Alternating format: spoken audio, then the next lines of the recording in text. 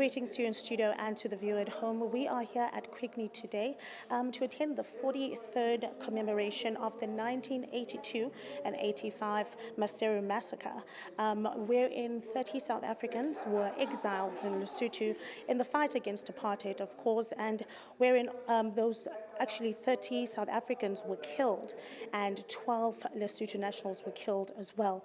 But here with me I have Nomzamo Nkatshu, who is the co-founder of Rona Rebathu, and she's going to speak to us or give us more detail as to why it was so important to have this commemoration today. Ma'am, thank you very much for your time. I'd just like to ask you, why was it important to preserve this history, have this art exhibition, and why is it important to actually convey this message to future generations? Thank you very much, and is it good afternoon? Yeah, good day to the viewers of Mpumakapa. Well, the importance of commemorating and hosting events of this nature is to remind ourselves of the past atrocities, right? The apartheid atrocities, what happened during apartheid, which when it was told back then, it was very much distorted. There was propaganda. So this is an opportunity for us as people who, I speak as a survivor, right? I speak as somebody who lost a father during the 1982 Maseru Massacre. So for me to tell that story from a first-person narration is very important than it being distorted by a third person. So you ask about why arts and culture, right? So growing up in exile, because we were cushioned against what was happening, it was brutal, what was happening to our people in South Africa. But the arts in the form of artworks, music, was used to convey what was happening in South Africa. We had cultural groups such as the Amandla Cultural Ensemble, which was an ANC cultural group that was formed by Ndate Jonas Gwangwa, the late Jonas Gwangwa.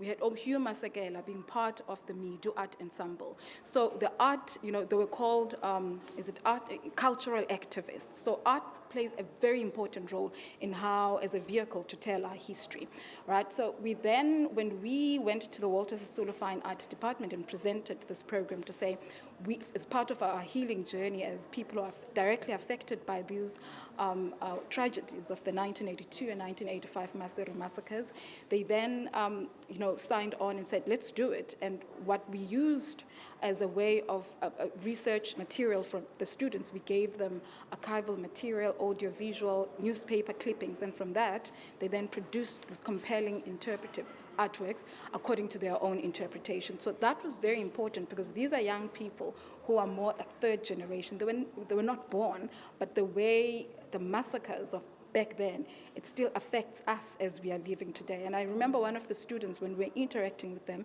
said it reminded him of Marikana. Marikana happened when? Post-apartheid South Africa in a democratic dispensation. So all these events are very, very still much into affect us even now, I'm 43, but I'm still affected. I'm still going through transgenerational trauma that I was transmitted by my parents. But because I'm using the arts to tell my story, it's part of healing, but it's part of preserving the memory, right? For us to never forget, because I remember saying earlier that we are reaching an age, an era where people are told that must get over it. Apartheid never happened. That's why the younger generation will be told that apartheid never happened, whereas we've got systematic issues that we're still dealing with, socio-economic issues that are as of the manifestation of apartheid. So for us, we felt it was important as the custodians and people who are descendants of the victims of both massacres, we felt it was important for us to host this event. All right, thank you very much. Thank you. That was co-founder of Rona Rebathu Memorial Trust, who was actually highlighting the importance to not forget, of course, the atrocities and the injustices that we went through in the past as South Africans. Now, there will be a follow-up event on the 19th that, of course, will mark the massacre or a follow-up massacre that took place in 1985, as today marked the memorial of the 1982 9th of December December massacre that took place. On that date, we will have, of course, survivors, we'll have family members of victims, and of course, DISRAC will be here, and other stakeholders. So that is it from me. Over to you in studio.